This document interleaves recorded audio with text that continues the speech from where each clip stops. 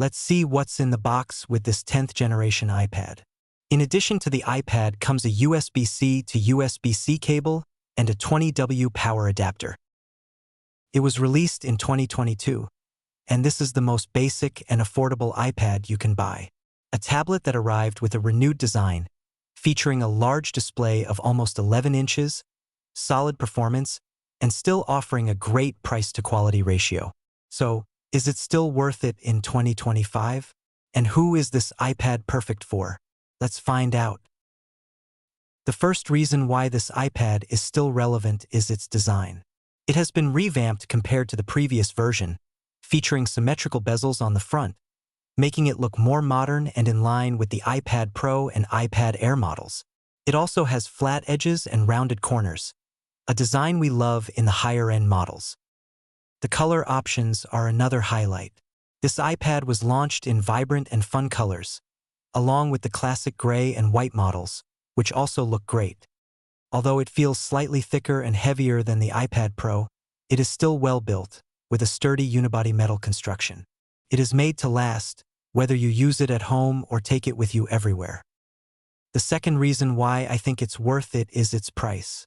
As of today, it is available for around $279, which I believe is an excellent deal. I'll leave a link in the description in case you want to check it out. This iPad features a 10.9-inch display with symmetrical bezels. The resolution is 2360 by 1640, and it's an IPS Retina panel with rounded corners. It's a perfect screen for work, social media, email, and even watching movies and shows. I think is great for students to take it to class, to study, and then watch content at home. However, there are two drawbacks. The first one is the refresh rate that is just 60 Hz, the same as on the iPhone 14 and 15, which is surprising given their high price. But on a tablet in this category, it is somewhat forgivable since the experience remains smooth. The second drawback is its brightness that has a peak of only 500 nits. Indoors, this is fine, but in bright outdoor settings, visibility could be an issue. However, many laptops also have brightness levels around 400 to 500 nits, so it's not too bad considering the price. One of the biggest features is the USB-C port.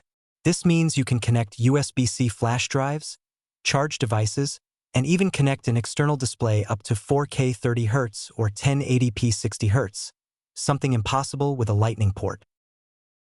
This iPad also supports the first-generation Apple Pencil, but there's a catch. The original model charges via Lightning, so in this case you have to get an adapter to charge it, which obviously is sold separately. However, Apple released a new version of the first-generation Apple Pencil that charges on USB-C, which I think is a much better option. I'll leave links to both in the description so you can choose for yourself. The other accessory that this iPad has is the keyboard. I really like this Apple Magic keyboard that consists in a two-piece folio. The first piece is a backplate that attaches magnetically and acts as a kickstand. The second piece is a keyboard with a full-function row. The smart connector pins are on the side, so you can attach or remove the keyboard anytime. The main drawback is that it's not very stable on your lap. It's much better suited for desks. But the benefit is its modular design. You can use just the kickstand for watching content, or add the keyboard when needed. If you want to carry the keyboard without using it, you can flip it around to avoid feeling the keys. It is true that to get the most out of this iPad, the keyboard is essential, but the problem is that it costs $200, almost the same as the iPad itself. That's why I leave you the link to a cheaper option. Let's talk about its power.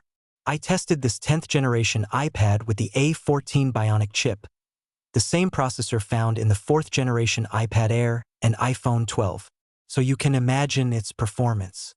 For everyday tasks like browsing, social media, and answering emails, it performs amazing. The experience is smooth despite the 60 Hz refresh rate, and multitasking works great. If you are looking for something a bit more sophisticated, either in terms of video or photo editing, it won't respond bad, but it may not be the best option. Gaming performance is solid too. If we do not demand much, it responds very well, but if we want to play games that demand a little bit more, it may not be the best option. Another downside of this iPad is that the base storage is only 64 gigabytes, which may not be enough for many users. If possible, go for the 256GB model, especially if you plan to use it a lot. Yes, it's more expensive, but I think it's a worthwhile investment. I'll leave a link to both versions in the description. Other key reasons why I think this iPad is still worth it in 2025. First, the operating system. iPadOS is perfectly optimized for this tablet, making it feel almost like a small laptop. And also the battery life. This iPad easily lasts a full day. You can get up to 10 hours of continuous use, whether you're streaming, surfing, or working. Now, let's talk about the camera department. The rear camera has a 12-megapixel lens that captures sharp and vibrant photos, even in low light. It records 4K video at up to 60 frames per second for smooth, high-quality footage. However, most people will only use it to scan documents. And the front-facing camera has an ultra-wide 12-megapixel lens with a 122-degree field of view. Perfect for video calls and selfies, it records 1080p HD video at up to 60 frames per second. The ultra-wide angle makes sure everyone fits in the frame. On the top right, we have the lock button, which also acts as the Touch ID sensor for unlocking the device. In this iPad, there is no Face ID, but for the price, I think the Touch ID is okay. I also think is a really good option that Apple should include in more devices. The speakers are another strong point. We get a pair of stereo speakers that deliver loud, high-quality sound, albeit slightly below the level of the iPad Air. So, does the 2022 iPad still hold up in 2025? Absolutely, especially for students and home users. Whether you need a device for web browsing, emails, social media, or media consumption, this iPad remains an excellent choice, especially considering its price. Let me know in the comments what you think about this iPad. Don't forget to like, subscribe, and check the links in the description for the best deals. See you in the next video.